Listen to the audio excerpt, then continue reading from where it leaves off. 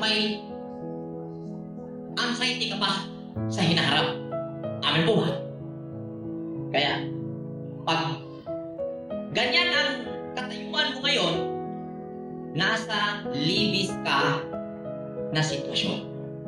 At dito nila itinayo ang kanilang power ng mga taong ito sa ating pagpapatuloy. Okay, basahin natin. Psalms 23, verse 4. Ito po ang Mesmorely David.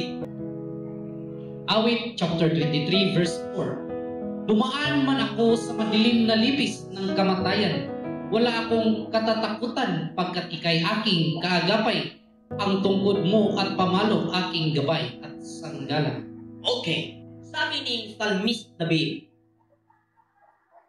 sa kanyang awit, sa kanyang himno, Gam kiile, bigit shall mavet.